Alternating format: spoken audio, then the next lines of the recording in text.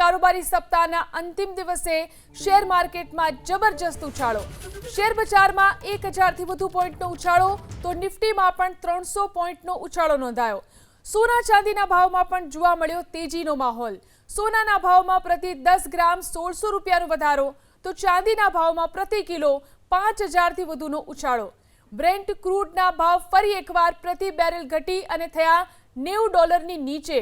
Dollar સામે રૂપિયો પણ મજબૂત થયો।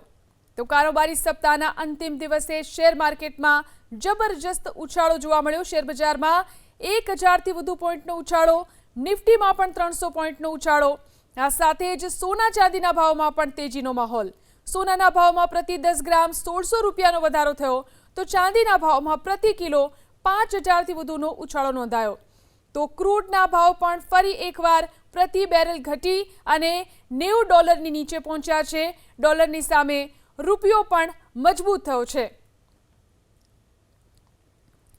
તો યુદ્ધની સ્થિતિની અસર જે રીતે સતત શેર બજાર ઉપર થઈ રહી છે, ટ્રમ્પે પોતાનું વલણ બદલ્યું છે ત્યારે તેની અસર પણ શેર માર્કેટ પર અને કારોબારી સપ્તાહના અંતિમ દિવસે આજે શેર માર્કેટમાં ઉછાળો। આ વિશે વધુ જાણકારી મેળવીએ અમારા માર્કેટ એક્સપર્ટ જયદેવસિંહ ચુડાસમા આપણી સાથે ફોન લાઈનથી જોડાયા છે। જયદેવભાઈ, ફરી એકવાર શેર માર્કેટમાં જબરજસ્ત ઉછાળો અત્યારે જોવા મળી રહ્યો છે। આગળ શું સ્થિતિ રહેશે અને શું પરિબળો જવાબદાર? બિલકુલ, કારોબારી સપ્તાહના અંતિમ દિવસે ભારતીય શેર બજારમાં આજે જબરજસ્ત મજબૂતાઈ જોવા મળી રહી છે।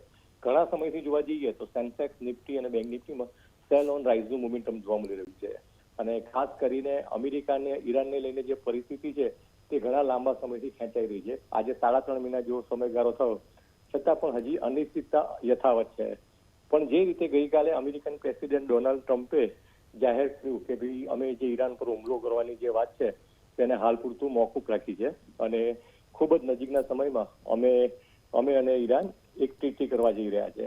તો આ વાતનું પોઝિટિવ રિફ્લેક્શન આજે વહેલી સવારથી તમામ એશિયન માર્કેટોની સાથે સાથે ભારતીય કારોબારમાં જોવા મળી રહ્યું છે અને સેન્સેક્સ અને નિફ્ટીમાં સારી એવી મજબૂતાઈ દેખાઈ રહી છે।